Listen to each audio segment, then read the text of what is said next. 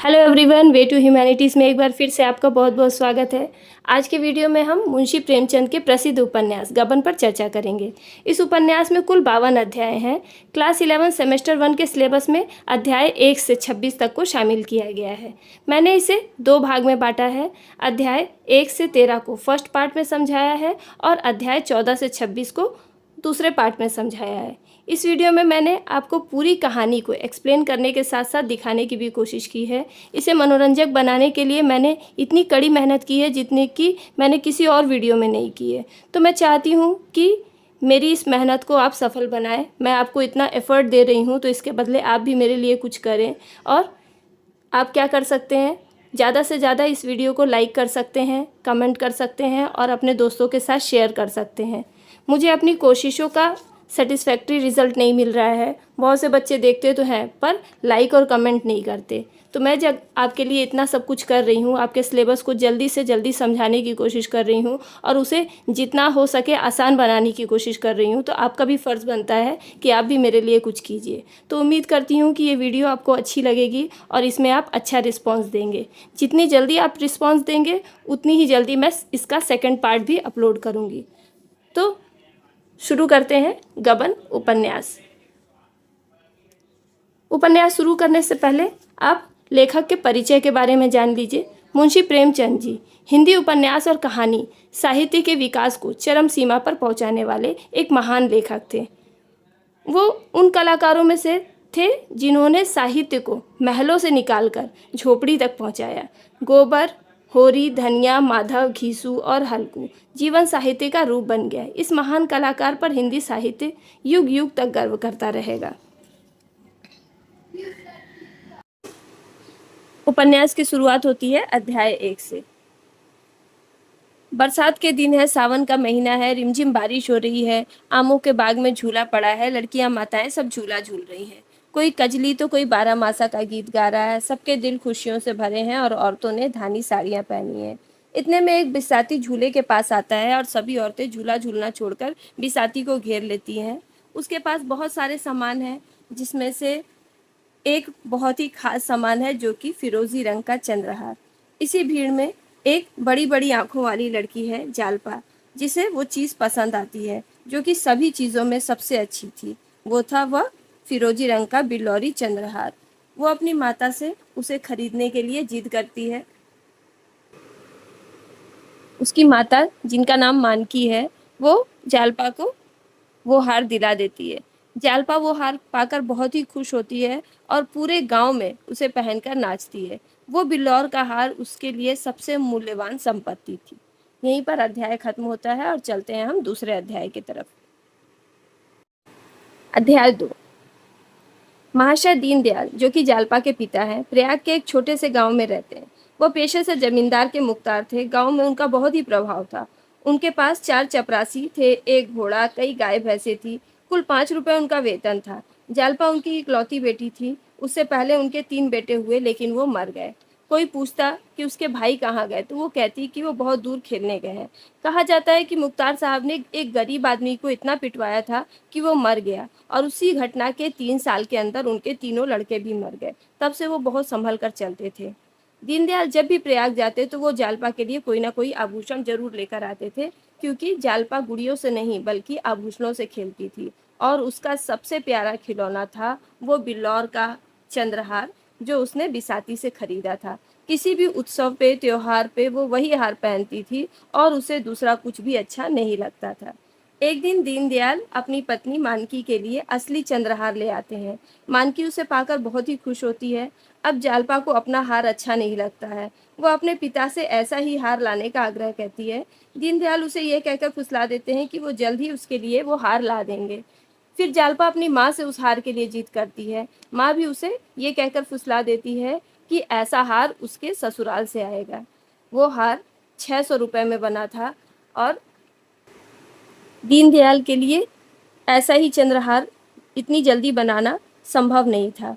वो लजाकर भाग जाती है और तब से वो सोचने लगती है कि उसके ससुराल वाले उससे उसके माता पिता से ज़्यादा प्यार करेंगे, क्योंकि वो उसे चंद्रहार बना के देंगे।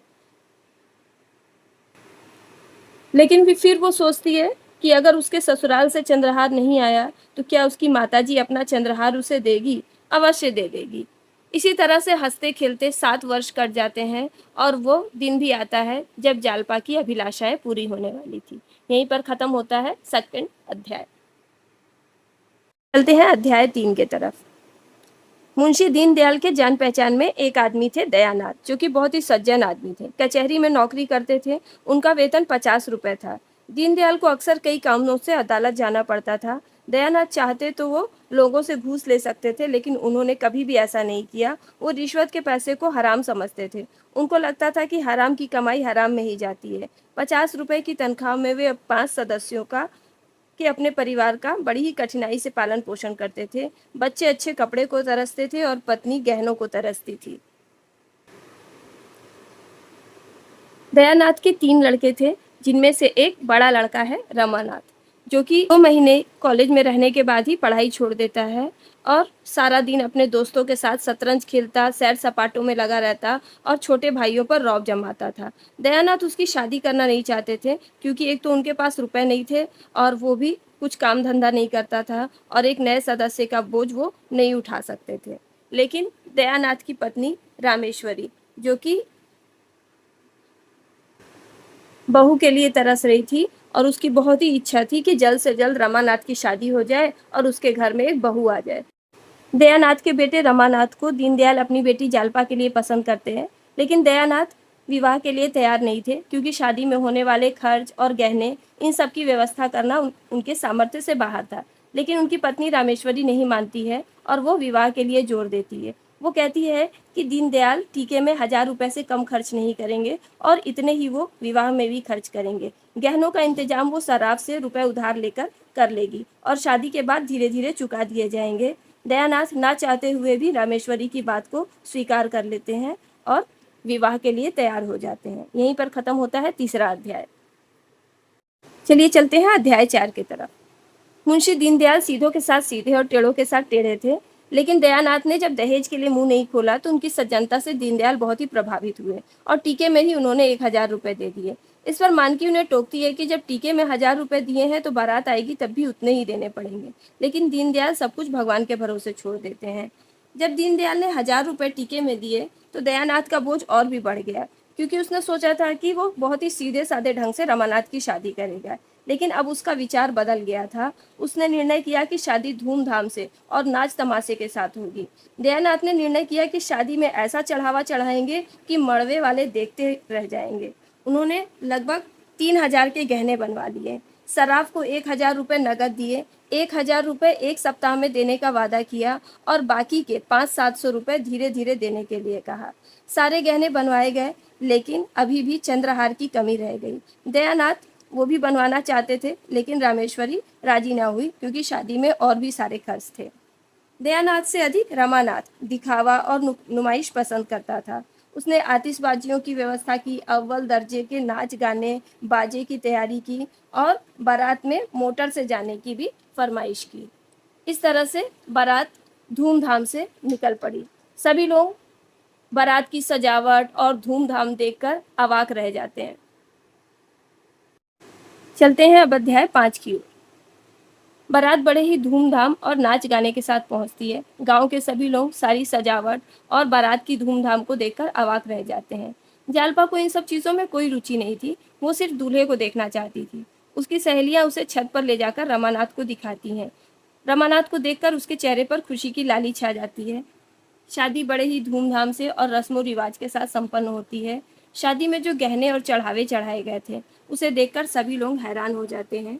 गांव की औरतें तो गहनों पर टिप्पणी करती हैं। चढ़ावे में सब कुछ तो था, लेकिन चंद्रहार ना था। इससे मानकी निराश हो जाती है। जालपा को जब ये पता चलता है कि गहनों में सारा सामान है, लेकिन चंद्रहार नहीं है, तो उसकी सारी अभिलाषाएं चूर चूर हो जाती हैं और वो निश्चय करती है कि वो कोई भी गहना नहीं पहनेगी। इतने में जालपा की 3 सहेलियां राधा, बसंती और शहजादी उसके पास आती हैं। राधा और बसंती जालपा को बहलाने की कोशिश करती हैं, लेकिन शहजादी जालपा को चंद्रहार न मिलने पर प्रतिक्रिया व्यक्त करने के लिए कहती है। शहजादी जालपा को समझाती है कि अगर अभी चंद्रहार नहीं मिला तो क्या हुआ। वो शादी के बाद भी अपने सास ससुर तथा अपने पति पर चंद्रहार के लिए जोर देते रहे और जब तक चंद्रहार ना मिल जाए तब तक ना तो खुद से चैन से बैठे और ना ही उन्हें चैन से बैठने दे। राधा और बसंती को शहजादी पर गुस्सा आ रहा था क्योंकि वो जालपा के दुख को और बढ़ा रही थी। फिर शहजादी जालपा से कहती है कि उसकी माँ के पास जो चंद्रहार है वो वही क्यों नहीं मांग लेती। मान की कमरे में आती है, तीनों सहेलियां चली जाती हैं। जालपा अपनी माँ के गले में चंद्रहार को देखकर ईर्ष्या करती है। ये अध्याय यहीं पे खत्म होता है। चलते हैं अब अध्याय 6 की ओर। महाशय दयानाथ विवाह के बाद बड़े ही निराश होकर लौटते हैं। उन्होंने दिखावे में इतना अधिक खर्च कर दिया था कि अब उनके पास कुछ भी नहीं बचा था। वो पछताते हैं कि अगर वो दिखावे में ना जाते और सीधे साधे ढंग से ही शादी करते तो ही अच्छा होता। ज़्यादा से ज़्यादा लोग उन्हें कंजूसी कहते और क्या कहते। सराफ को 1 हफ्ते में 1000 रुपये देने के लिए कहा था। किसी तरह उसे समझाकर किस्त बांधकर 6 महीने में रुपए देने के लिए कहते हैं। लेकिन जब सराफ नहीं मानता है तो वो 3 महीने में आते हैं, लेकिन वो फिर भी नहीं मानता। हार मानकर दयानाथ ने कहा कि वो तीसरे दिन बाकी बची हुई सारी चीज़ें लौटा देगा। तीसरा दिन भी आ गया और दयानाथ की चिंता और ज़्यादा बढ़ गई। दयानाथ अपनी पत्नी रामेश्वरी से कहते हैं कि वो जालपा को बोले कि वो कुछ गहने लौटा दें। इस पर रामेश्वरी कहती है कि उससे ये आशा रखना बेकार है कि वो गहने लौटा देगी, क्योंकि वह पहले ही जिद पर अड़ी है कि जब तक चंद्रहार बनकर नहीं आ जाता तब तक वो कोई गहना नहीं पहनेगी। उसने सारे गहने संदूक में बंद करके रखे हैं और वह केवल एक बिल्लौरी का हार गले में डाले हुए है। कल की आई बहू से उसके गहने छीन लेना कितनी बुरी बात होगी। तब दयानाथ चिंता प्रकट करते हैं कि सर्राफ का कर्ज कैसे चुकाया जाएगा। रामेश्वरी उन्हें समझाती है कि अगर वो कचहरी में रिश्वत लेना शुरू कर दे तो सारा कर्जा खत्म हो सकता है, लेकिन दयानाथ इसके लिए राजी नहीं होते। इतने में रमानाथ रईसी ठाट बाट के साथ प्रवेश करता है। वो अपने रुमाल में बेले के फूल के गजरे जालपा के लिए छुपा कर लेकर आता है और माता पिता की नज़रों से बचकर सीढ़ी पर चढ़ने की कोशिश करता है। तभी रामेश्वरी उसे टोक देती है और कहती है कि अगर उसने शादी के समय नाच गाने में इतने पैसे ना खर्च किए होते तो आज ये दशा ना होती। बड़ी मुश्किल से सर्राफ कुछ गहने लौटाने के लिए राजी हुआ है, लेकिन बहू से गहने के लिए कौन कहेगा। ये सब उसी की वजह से हुआ है। लेकिन रमानाथ अपने पिता दयानाथ का दोष देता है कि अगर वो ना चाहते तो शादी में इतना खर्च नहीं होता। फिर वो कहता है कि अगर जालपा से गहने लौटाने के लिए कहा जाएगा तो वो इसके लिए राजी ना होगी।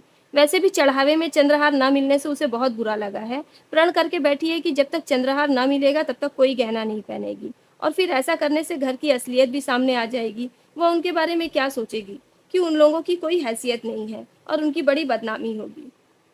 दयानाथ सुझाव देते हैं कि जालपा को पर्दे में नहीं रखना चाहिए, उसे सच बता देना चाहिए, लेकिन रमानाथ राजी नहीं होता। फिर दयानाथ के मन में विचार आता है कि उन गहनों के बदले उसे मुलम्मे यानी नकली पॉलिश किए हुए गहने दे दिए जाएं।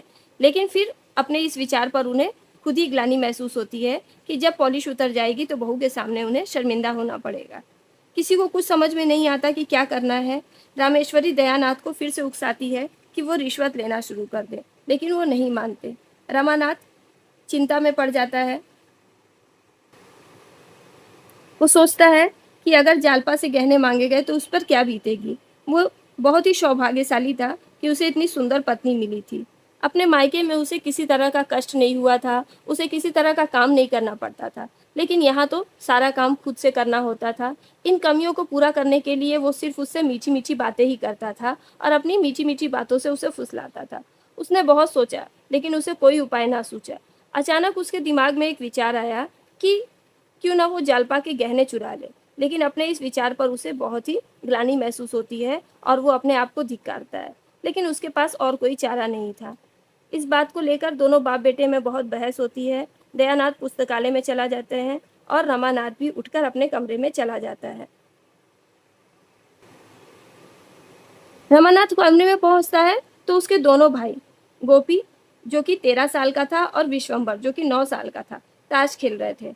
दोनों भाई अपने पिता से उतना नहीं डरते थे जितना रमानाथ से डरते थे। रमानाथ जब भी उन्हें इस तरह खेलते देखता था तो उन्हें पीटता था, लेकिन उस दिन वह उसे कुछ नहीं कहता। अब चलते हैं अध्याय 7 की ओर। रात के 10 बज गए थे। जालपा छत पर लेटी थी और अपने मायके और अपनी सहेलियों को याद कर रही थी। तभी रमानाथ आता है और उसे मीठी मीठी बातें कहता है। वो कहता है कि आज उसे फूलों की देवी बनाएगा। जालपा खुश हो जाती है।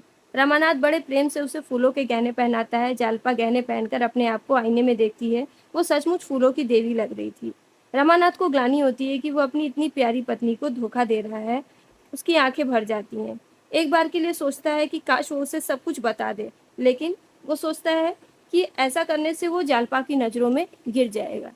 बड़े देर तक रमानाथ उससे बातें करता है। बातें करते-करते जालपा सो जाती है, लेकिन रमानाथ को नींद नहीं आती।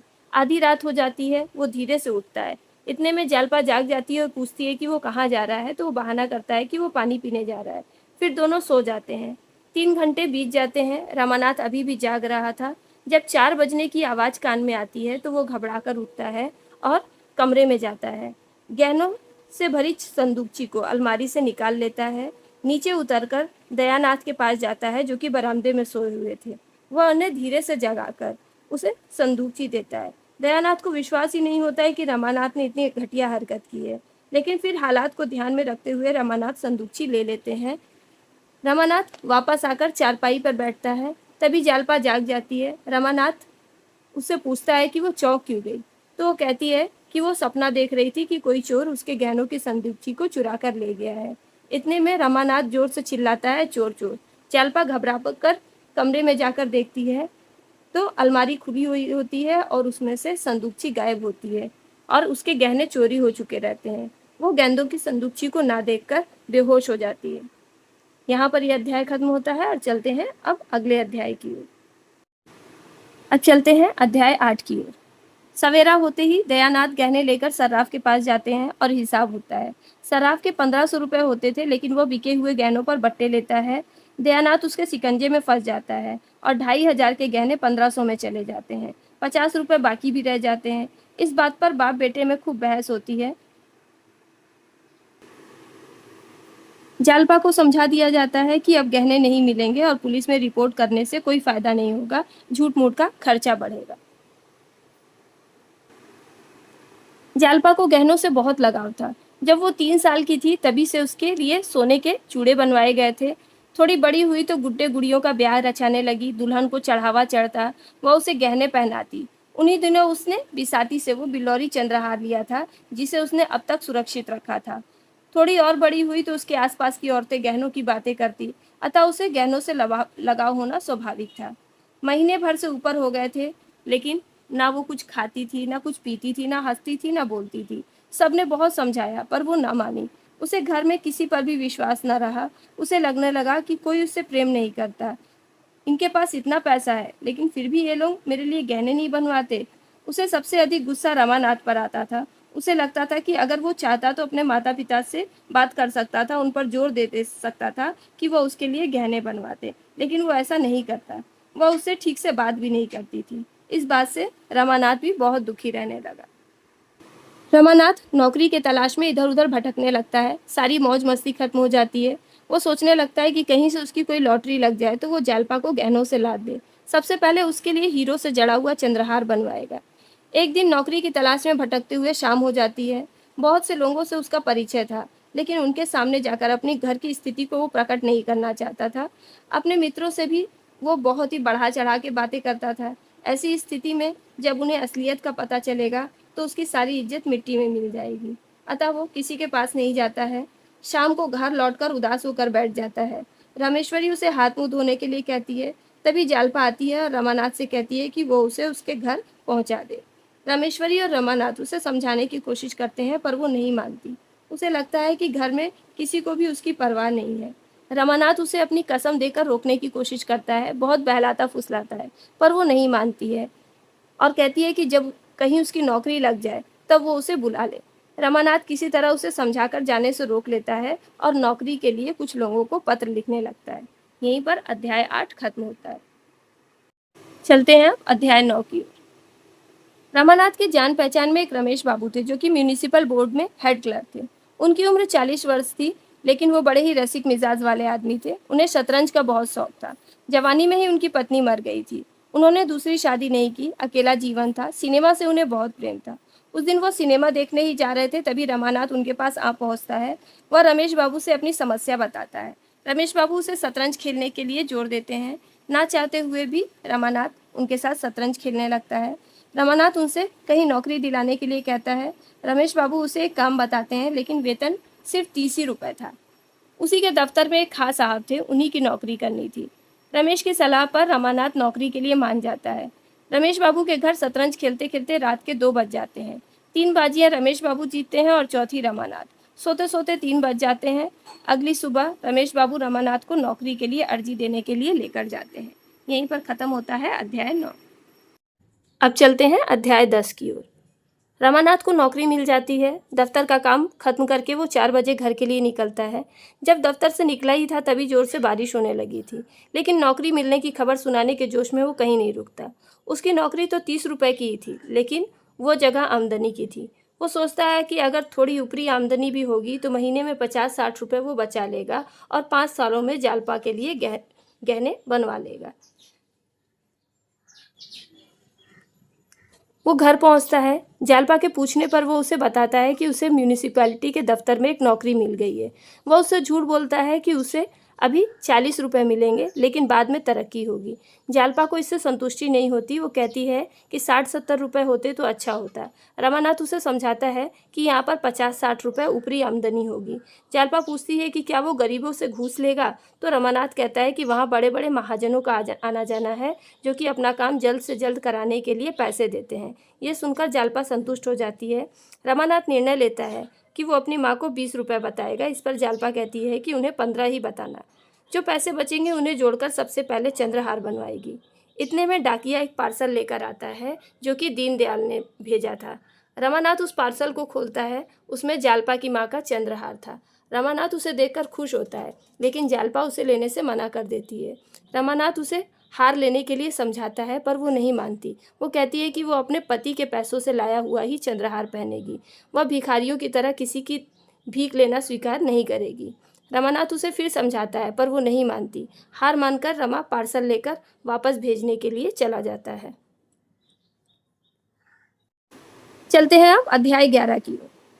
दयानाथ को रमानाथ की नौकरी का पता चलता है तो वो बहुत खुश होते हैं।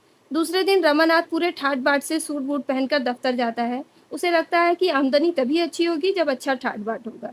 तीसरे दिन भी वो कोट पैंट पहनकर हैट लगाकर जाता है। जब वो अपनी नौकरी का चार्ज संभालने जाता है तो वहां पे देखता है कि खास साहब एक फटी हुई मैली दरी पर संदूक पर रजिस्टर रखकर बैठे हुए हैं। रमानाथ को वहां बैठना अच्छा नहीं लगता। वो रमेश बाबू से कहकर मेज और कुर्सी मंगवाता है और शान से बैठता है। बूढ़े मुंशी जी रमा को उसका काम समझाते हैं और कहते हैं कि हर एक बिल्टी पर एक आना बंधा हुआ है। लोग शौक से देते हैं, लेकिन इस एक आने में आधा चपरासियों का हक है। जो पहले बड़े बाबू थे वो 25 रुपए महीना लिया करते थे, लेकिन ये बाबू कुछ नहीं लेते। खां साहब चले जाते हैं और रमानाथ अपने काम में लग जाता है। रमानाथ अपने काम करने के तरीके तथा अपने रंग ढंग से वहां पर उपस्थित सभी लोगों को आकर्षित कर लेता है। अपनी सूझ और चालाकी से रमा की आमदनी तेजी से बढ़ने लगती है। दफ्तर में भी सभी उसकी सराहना करते हैं। वो दफ्तर के सभी लोगों के जलपान, सिगरेट, पान आदि का ख्याल रखता था, लेकिन जालपा के गहने अभी तक नहीं बने थे। नागपंचमी और जन्माष्टमी के त्योहार आते हैं, लेकिन जालपा उन उत्सवों में भाग नहीं लेती। 3 महीने तक उसने रमा से गहनों की कोई बात नहीं की थी, लेकिन जब वह उससे बात करती तो उसकी बातों में उसके मन के भीतर का दुख प्रकट होता। लेकिन चाह कर भी रमानाथ कुछ नहीं कर पा। वो चिंता करता कि आखिर जालपा कब तक अंदर ही अंदर कुड़ती रहेगी। वो जालपा से पूछता कि क्या वो किसी शराब से उधार में उसके लिए गहने ले आए, फिर धीरे धीरे वो सारी रकम लौटा देगा। लेकिन इस बात पर जालपा राजी नहीं हुई। वो कहती है कि गहनों के लिए वो उसे संकट में नहीं डाल सकती। रमानाथ उससे कहता है कि एक आध महीने बाद वो सबसे पहले उसके लिए कंगन बनवाएगा। वह उससे पूछता है कि उसे कैसा कंगन पसंद है। इस पर जालपा उसे गहनों की सूची निकाल कर देती है, जिसमें से 2 डिजाइनें दिखाती है। कंगन बहुत ही सुंदर थे, लेकिन एक कंगन 1000 का था और दूसरा 800 का। रमानाथ देर रात तक सो नहीं पाता है। वो रात भर यही सोचता है कि वे जड़ाऊ कंगन जालपा की कलाई पर कितने अच्छे लगेंगे। यहीं पर खत्म होता है 11वां अध्याय। चलते हैं अब अध्याय 12 की ओर। दूसरे दिन रमानाथ रमेश बाबू के घर जाता है। उनके यहाँ जन्माष्टमी की झांकी होती है।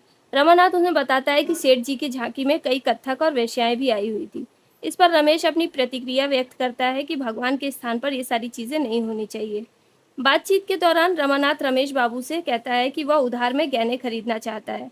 रमेश बाबू उसे बहुत समझाते हैं और कहते हैं कि वो उधार के गहने के चक्कर में ना पड़े। कुछ दिन बाद जब उसके पास पैसे आ जाएंगे तो वो गहने खरीद सकता है। रमेश बाबू के बहुत समझाने पर रमानाथ को भी लगता है कि उसे उधार में गहने नहीं लेने चाहिए। रमानाथ जब घर पहुंचता है तो दयानाथ उसे कहते हैं कि उसने सुना है कि रमानाथ ने रिश्वत लेना शुरू कर दिया है। रमानाथ इस बात का विरोध करता है। दयानाथ उसे ईमानदारी का पाठ पढ़ाते हैं, लेकिन रमानाथ उनकी बातों से सहमत नहीं होता। उसे लगता है कि वह कोई गलत काम नहीं कर रहा है। रमानाथ की बात का समर्थन उसकी माँ रामेश्वरी भी करती है और अपने पति के खोखले आदर्शों का विरोध करती है, क्योंकि उन्होंने सारा जीवन ईमानदारी करके कुछ भी नहीं कमाया था। रमानाथ जब दफ्तर जाने लगता है तो जालपा उसे 3 लिफाफे डाक में छोड़ने के लिए देती है। वो रास्ते में लिफाफों को खोलकर उन चिट्ठियों को निकालकर पढ़ने लगता है। उन चिट्ठियों में जालपा ने अपनी तीनों सहेलियों को अपनी दुख भरी कहानी सुनाई थी और उसमें अपने पति की भी निंदा की थी। चिट्ठियां पढ़कर रमानाथ को जालपा के दुख का एहसास होता है। वो जालपा से बहुत प्यार करता है और उसे खोना नहीं चाहता। उसे लगता है कि उसने जालपा को धोखा दिया है, अतः उसकी निंदा होनी ही चाहिए। जब वो घर आता है तो जालपा उससे पूछती है कि क्या उसने चिट्ठियां डाक में छोड़ी, तो वो कहता है कि नहीं, वो भूल गया, वो चिट्ठियां जेब में ही पड़ी रह गई। जालपा उसे मना करती है और कहती है कि उसने गलती की है, उसे ऐसा नहीं करना चाहिए था। उसने चिट्ठी में अपने पति की निंदा की है। रमानाथ कहता है कि जो बुरा है उसकी निंदा होनी ही चाहिए। जालपा समझ जाती है कि रमानाथ ने चिट्ठियां पढ़ ली है और वो उससे माफ़ी मांगती है। रमानाथ कहता है कि वो कर्ज लेकर उसके लिए गहने बनवाएगा और धीरे धीरे सारा कर्जा चुका देगा। जालपा पहले तो उसे मना करती है, लेकिन उसके समझाने के बाद मान जाती है और कहती है कि वो उसके लिए पहले कोई छोटी मोटी चीज़ बनवाए। रमानाथ मान जाता है। यहीं पर खत्म होता है 12वां अध्याय। चलते हैं अब अध्याय 13 की ओर। रमानाथ गंगू नाम के सर्राफ की दुकान पर जाता है। गंगू सर्राफ की दुकान बहुत ही मशहूर थी। गंगू सर्राफ रमानाथ का अपनी दुकान में स्वागत करता है। रमानाथ उसे कम दाम का हार दिखाने के लिए कहता है, लेकिन 400 का हार उसे पसंद ही नहीं आता। उसकी जेब में सिर्फ 300 ही रुपए थे। रमानाथ को महंगा वाला हार पसंद आता है, लेकिन पैसे ना होने के कारण वो हिचकिचाता है। लेकिन सर्राफ उसे पैसे की चिंता ना करने और सामान खरीदने के लिए कहता है। वह उसे 250 रुपए का शीश फूल भी दिखाता है। रमानाथ 650 रुपए उधार लगाकर दोनों गहने खरीद लेता है और वापस घर की ओर चल पड़ता है। गहने खरीदकर रमानाथ बहुत ही खुश था, लेकिन उसे डर लग रहा था कि रास्ते में कोई चोर उसके गहने छीन ना ले। घर पहुंचकर रमानाथ सीधे ऊपर चला जाता है। जालपा नीचे बैठकर अपने देवरों से बात कर रही थी। रमानाथ कपड़े बदलकर नीचे जाता है। सब लोग भोजन करते हैं। जब वे लोग भोजन के बाद ऊपर जाते हैं तो रमानाथ जालपा को गहने दिखाता है। जालपा गहने पाकर बहुत ही खुश होती है। खुशी के मारे वो फूले नहीं समाती। जालपा कहती है कि अब वो रमानाथ से साल भर तक कोई चीज़ नहीं मांगेगी। आधी रात हो जाती है। रमानाथ सो जाता है। जालपा कमरे में जाकर संदूकची में अपना पुराना कांच का चंद्रहार निकालती है। उसे तोड़कर उसके दानों को नीचे गली में फेंक देती है, ठीक उसी तरह से जैसे पूजा खत्म होने के बाद कोई उपासक मिट्टी की मूर्तियों को जल में विसर्जित कर देता है। इस तरह से अध्याय 13 यहाँ पर खत्म होता है। इस तरह से गबन उपन्यास का पहला पार्ट यहीं पे ख़त्म होता है। नेक्स्ट वीडियो में मिलेंगे हम अगले पार्ट के साथ। लेकिन इससे पहले अगर ये वीडियो आपको अच्छी लगी हो तो इसे ज़्यादा से ज़्यादा लाइक कीजिए और अपने व्यूज़ कमेंट कीजिए, तभी मुझे मोटिवेशन मिलेगा और मैं आगे भी अच्छा परफॉर्म कर पाऊँगी। लेकिन अगर आप रिस्पॉन्स नहीं देते हैं तो मैं आगे अच्छा परफॉर्म नहीं कर पाऊँगी। तो मुझे जल्द से जल्द कमेंट करके बताइए कि ये वीडियो आपको कैसी लगी, ताकि मैं आगे भी अपना बेस्ट आपको दे सकूँ। Thank you.